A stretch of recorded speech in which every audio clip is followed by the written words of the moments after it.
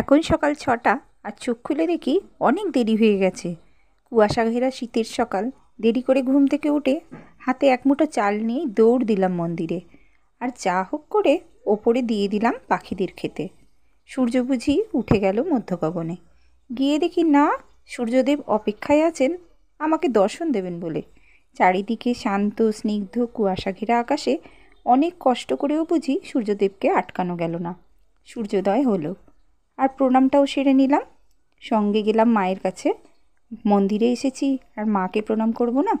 তাই মাকে প্রণাম করে নিলাম। আর সমস্ত দিনের কর্মের ফল মায়ের পায়ে দিয়ে প্রকৃতির কাছাকাছি আসার অনুভূতিটুকু সঙ্গে নিয়ে ফিরে এলাম নিজের সংসার মন্দিরে। তো চলো আজ সেই কথাই বলব।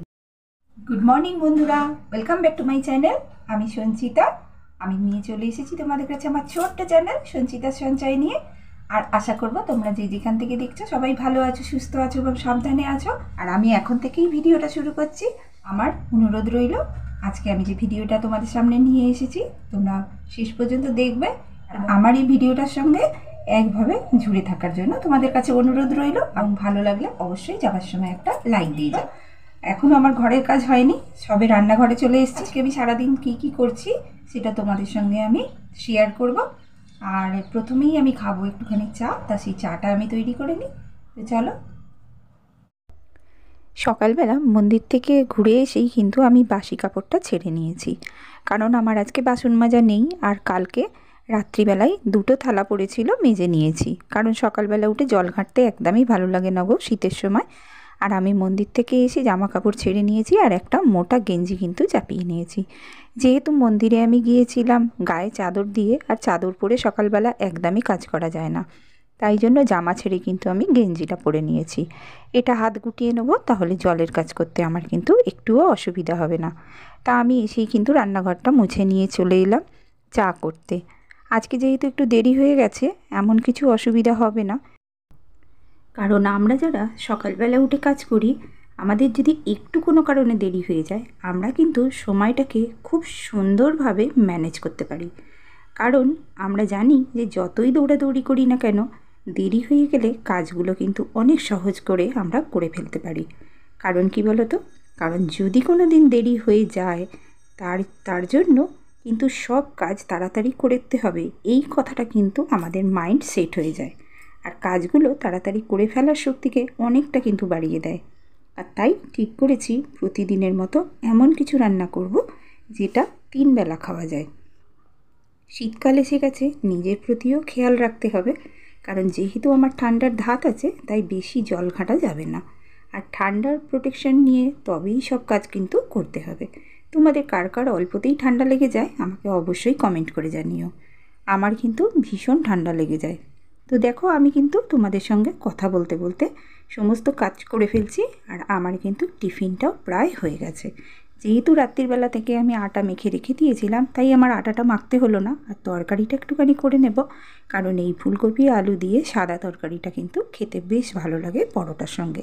তাই যেহেতু আমার আটা মাখা ছিল, তাই জন্য কিন্তু আমি কি করলাম বলো তো, এই সাদা তরকারিটা করে নিলাম পরোটা দিয়ে খাবার জন্য। আমার পরোটা হয়ে গেছে, আর আমি মেয়েকে কিন্তু টিফিনটা এবার দিয়ে দেব। দিয়ে কিন্তু আমি সোজা চলে আসবো এবার রান্নায়, কারণ রান্নাটা যতক্ষণ না করছি ততক্ষণ কিন্তু আমার শান্তি নেই। আজকে ঠিক করেছি যে নিজের পরীক্ষা নেব, জানো কত তাড়াতাড়ি ঘরের সব কাজ শেষ করতে পারি। তোমাদের সময়টা জানাবো, নম্বরটা কিন্তু তোমরাই দেবে। কিসের মাধ্যমে বলো তো? অবশ্যই একটা লাইক ও কমেন্টের মাধ্যমে। তোমরা দেখতে থাকো কত তাড়াতাড়ি কাজগুলো আমি কমপ্লিট করি। তো চলো বন্ধুরা, রান্নাটা আজ বেশি কিছু করব না। যেহেতু ওর বাবা বাড়িতে নেই, দুজনে খাবো, তাই সকালবেলা যা হোক কিছু একটু তরকারি করে নেব ভাতের সঙ্গে খাবার জন্য। ভাবছি একটু ফুলকপি আলু শিম বেগুন একটুখানি পেঁয়াজ ফোড়ন দিয়ে একটা তরকারি করব। আর 2টো মাছ ভেজে নেব, নিয়ে এবেলার মতো তরকারি করব। আর আমি ওবেলা ভাবছি যে অনেকটা কিন্তু আমার চিকেন রাখা আছে ফ্রিজে, তা ফ্রিজ থেকে আমি চিকেনটা বার করেই রেখে দিয়েছি নর্মাল হওয়ার জন্য। ভাবলাম কি বলো তো, এখন তো প্রচুর সবজি উঠে গেছে, শীতের সবজি, সেই সবজি দিয়ে আমি আজকে চিকেন স্যুপ বানিয়ে রাখবো। কারণ কি বলো তো, সব সবজি স্যুপে দিলে বেশ ভালোই লাগে খেতে। আর তার সঙ্গে যদি পেঁপে দেওয়া হয়, গাজর বিট বিনস, এগুলো তো সব শীতের সবজি, এগুলো কিন্তু দিলে খুব ভালো লাগে। আর যেহেতু স্যুপটা আমি বাটার দিয়ে তৈরি করি, সেহেতু কিন্তু খেতে ভীষণ ভালো লাগে স্যুপটা। তো চলো, আমার তরকারি তো হয়েই গেল প্রায়। আসি, এই সবজিগুলো সব আমি চিকেনের ভেজে নিয়েছি। এগুলো কিন্তু শুধু বাটার দিয়ে ভেজেছি। তার মধ্যে আমি তোমাদের আগের দিন একটা ভিডিওতে দেখিয়েছিলাম যে আমি কিভাবে চিকেন স্যুপ বানাই, তাই আজ আর সেটা দেখালাম না, কারণ কোনো জিনিস একঘেয়েমি কিন্তু ভালো লাগে না। তোমরা যদি দেখতে চাও তাহলে আমার একটা ভিডিওতে দেওয়া আছে, সেটা তোমরা অবশ্যই দেখে নিতে পারো। তাই আজ কি করলাম জানো, স্যুপটা বেশি করেই কিন্তু করে রাখবো। তার কারণ হলো কি বলো তো, রাত্রিবেলা স্যুপ দিয়ে রুটি খাওয়া যাবে আর সকালের টিফিনটাও হয়ে যাবে। কারণ সকাল সকাল স্নান সেরে কী করবো বলো তো, পুজোটা করে নেব, তারপর টিফিনটা খেয়ে নিলে সকালে আর টিফিনটা করতে হবে না, আর সময়টা অনেকটা আমি পেয়ে যাব, আমার বেঁচে যাবে সময়টা।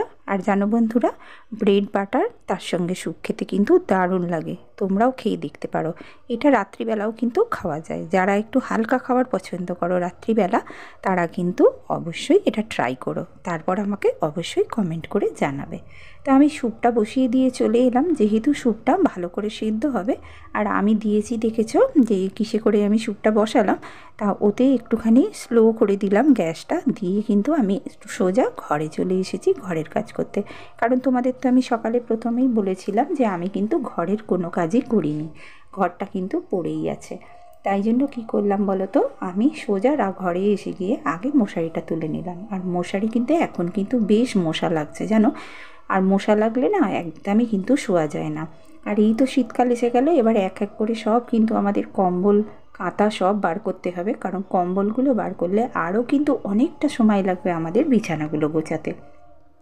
কারণ বিছানার ওপরে যদি এক গাদা জিনিস থাকে একদমই দেখতে ভালো লাগে না। আর শীতের সময় সেগুলো তো আমাদের খুবই আরামদায়ক বলো, ওগুলোকে তো রাখতেই হবে, ওগুলোকে আর কোথায় নিয়ে যাব। তাই এবারে কিন্তু আমার বিছানাটা এই সপ্তাহ পর্যন্তই মনে হচ্ছে ফাঁকা থাকবে, তারপরে কিন্তু আমার কম্বল বেরিয়ে যাবে, কারণ বেশ ঠান্ডা লাগছে এখন, আর একটা চাদরে কিন্তু একদমই হচ্ছে না। তা আমি ঘরের কিন্তু সমস্ত কিছু পরিষ্কার করে নিলাম, বিছানা টিছানা পরিষ্কার করে নিলাম, ঝাড়াঝাড়ি করে নিলাম। কারণ কি বলো তো, প্রতিদিনের কাজটা যদি আমরা একটু একটু করে করি তাহলে কিন্তু আমাদের একদিনে অনেকটা কাজ করতে হয় না, আর কাজগুলো কিন্তু অনেক সহজে হয়ে যায়। আর হালকা একটু ঝাড়াঝাড়ি করলেই কিন্তু আমাদের ঘর একদম নতুন চকচকে দেখায়, দেখে কিন্তু নিজেরই খুব শান্তি হয়, চোখের শান্তি, মনের শান্তি সব কিছুই কিন্তু হয়।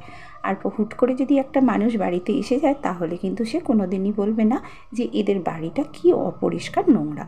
তো সেই জন্য কিন্তু সব সময় চেষ্টা করি নিজের বাড়িটাকে পরিষ্কার পরিচ্ছন্ন রাখার জন্য। কারণ মা লক্ষ্মী এতে কিন্তু, যদি অপরিষ্কার বাড়িতে, মা লক্ষ্মী কিন্তু খুব চঞ্চল হয়। আর মা লক্ষ্মীকে ধরে রাখতে গেলে তাহলে তো আমাদের নিজেদের পরিষ্কার হতে হবে আগে, তারপরে কিন্তু সব কিছু। তা যাই হোক, সব কিছু কিন্তু আমার পরিষ্কার করা হয়ে গেল, বিছানা টিছানা আমি করে নিয়ে এইবার কিন্তু আমার ঘরটাও আজকে মুছবো। কারণ মেয়ে কলেজ যাবে, ও রেডি হচ্ছে, তাই জন্য আমি কিন্তু ওকে কি করলাম বলো তো, টিফিনটা তো আগে দিয়েই দিয়েছি, ও এখন খাচ্ছে বাইরে, আর আমি সেই সুযোগে কিন্তু ঘরটা পরিষ্কার করে নিচ্ছি। এখন কিন্তু 8:45 বাজে, আর মেয়ে কিন্তু তাড়াতাড়ি রেডি হচ্ছে, কারণ ওর আজকে 10টা থেকে ক্লাস, ও তাড়াতাড়ি খাওয়া দাওয়া করেই কিন্তু বেরিয়ে যাবে। তা আমি সেই সুযোগ বুঝে কী করলাম বলো তো, ঘরের কাজগুলো সব গুছিয়ে করে নিচ্ছি। আর এই সমস্ত এই যে ঝাড়াঝাড়ির কাজগুলো যদি আমরা প্রতিদিন নিত্যদিন করি তাহলে কিন্তু আমাদের একদমই মানে কাজটা বেশি হবে না, অথচ আমরা পরিষ্কার পরিচ্ছন্ন রাখতে পারবো। তাই এবারে মেয়ে বলছে, মা তা আমার তো 10টা থেকে ক্লাস, আমি দুপুরবেলা তাড়াতাড়ি চলে আসবো, এসে কিন্তু দুজনে একসঙ্গে খাবো। তা আমি বললাম ঠিক আছে, তাহলে আমি একটু পরেই নয় খাবো, কারণ রান্নাটা করে নিয়ে একদম গ্যাস মুছে নিয়ে তারপরে কিন্তু আমি একদম ঘরে চলে আসবো। তা পুজোটাও করতে হবে আমাকে, তাই জন্য আমি কি করব বলো তো, আগে রান্না করে নিয়ে ঘরটা পরিষ্কার করে নিলাম, নিয়ে এইবারে আমি চলে যাব। আর রান্নার ওই স্যুপটাকে নামাতে হবে, মাঝে মাঝে কিন্তু আমি নেড়ে দিয়ে চলে আসছি, সেটা তোমাদের আর দেখাচ্ছি না। আর এইবারে কি করব বলো তো, সবই তো অগোছালো হয়ে আছে, সেগুলোকে আমার পরিষ্কার করতে তো একটু সময় লাগবে।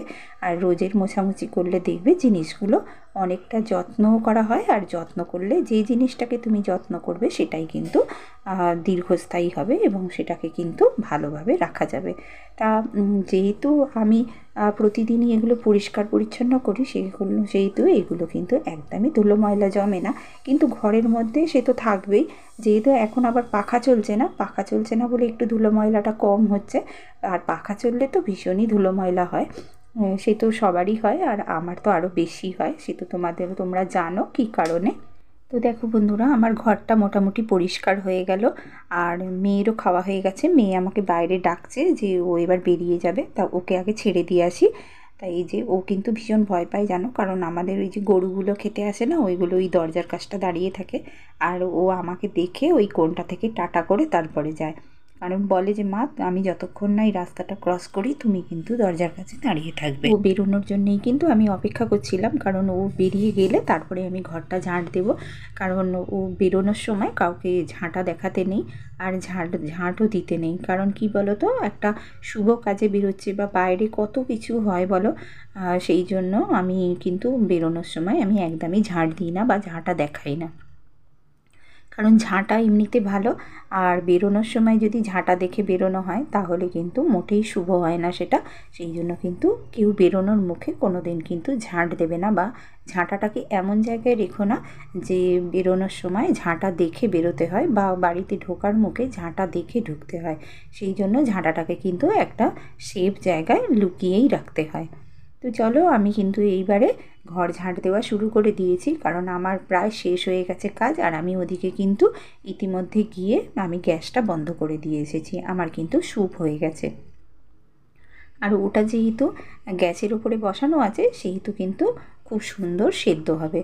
তা সেই জন্য আমি আরও বসিয়ে দিয়ে এলাম, গ্যাসটা বসিয়ে দিয়ে গ্যাসের ওপরে বসিয়ে দিয়ে এসেছি। আর আমি এই ঘরদোরগুলো ভালো করে ঝাড় দিয়ে নিয়ে আর একদম মুছে নেবো, নিয়ে কিন্তু আমি একদম স্নানে চলে যাব। আর যেহেতু স্নানে যাবার আগে আমি কিন্তু গ্যাসটা মুছে রেখে যাব, কারণ কি বলো তো, সব কাজটা যদি আমি একদম গুছিয়ে চলে যাই না, তাহলে কিন্তু বিকালে যেন অনেকটা সুবিধা হয়, আর কাজটা বেশি করতে হয় না। আর কি বলো তো, শোকরি এটো না বেশি বারবার না ঘাঁটতে ভালো লাগে না। কারণ স্নান করবার আগে যদি আমি এই বাসন কুসনগুলো মেজে আর গ্যাস ট্যাসগুলো মুছে রেখে দিয়ে চলে যাই, তাহলে বিকালে আমার কাজটা অনেকটা কমে থাকবে জানো। তাহলে বিকালবেলা আমাকে আর জল ঘাঁটতে হবে না। আর দুপুরের দুটো থালা সেই আমি একদম রাত্রিবেলা মেজে নেবক্ষণ। রাত্রের বাসন আর একদম দুপুরের বাসনটা আমি মেজে নেবো, কারণ দুটো থালাতে খাবো এমন কিছু অসুবিধা না।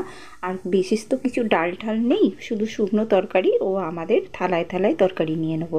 কারণ কি বলো তো, বাসন মাজতে না এই ঠান্ডার সময় একদম ভালো লাগে না। দেখো আমি বন্ধু তোমাদের সবাইকে বললাম যে যেদিন আমাদের দেরি হয়ে যায় সেদিন কিন্তু আমাদের মাইন্ড সেট হয়ে যায় যে আজকে আমাকে তাড়াতাড়ি করে কাজ করতে হবে। আর সেই শক্তিটাই কিন্তু আমাদের সমস্ত কাজগুলো কমপ্লিট করে ফেলতে সাহায্য করছে। দেখো আজকে যেহেতু আমার দেরি হয়ে গেছে, আমি দেখো কত তাড়াতাড়ি করে সমস্ত কাজ কমপ্লিট করে নিলাম, আর এখনও কিন্তু 2 ঘন্টা হয়নি। 2 ঘন্টার মধ্যে কিন্তু আমি কমপ্লিট করে ফেলবো, এটাই আমি মনে মনে কিন্তু ঠিক করে রেখে দিয়েছি।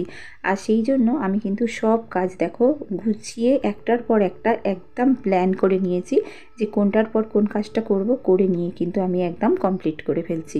আর এই যে ঘরদোর মোছা হয়ে গেল, এইবার কিন্তু আমি স্নানে চলে যাব। সমস্ত বাসন টাসন মেজে নিয়েছি, নিয়ে সেটা আর তোমাদের কিন্তু দেখালাম না। আমি মেজে নিয়ে কিন্তু আমি একদম চলে এসেছি স্নান করে। আর দেখো এই শীতের সময় কিন্তু নিজেদের একটু প্রোটেকশানের দরকার হয়। কিন্তু কি বলতো, যেরকম বিছানায় যেরকম প্রোটেকশানের জন্য আমাদের লেপ কম্বল বার করতে হচ্ছে, আমাদের বডি কেয়ারটাও কিন্তু খুব দরকার। কারণ যদি আমরা বডি কেয়ার না করি তাহলে কিন্তু আমাদের শরীরে দেখবে কিরম একটা স্কিনগুলো ফেটে ফেটে যায়, আর খুব বিচ্ছিরি লাগে দেখতে। গরমকালে যেমন এত কিছু করতে হয় না, কারণ গরমকালে কিন্তু আমাদের একটুখানি সানস্ক্রিন মাখলেই কিন্তু হয়ে যায়।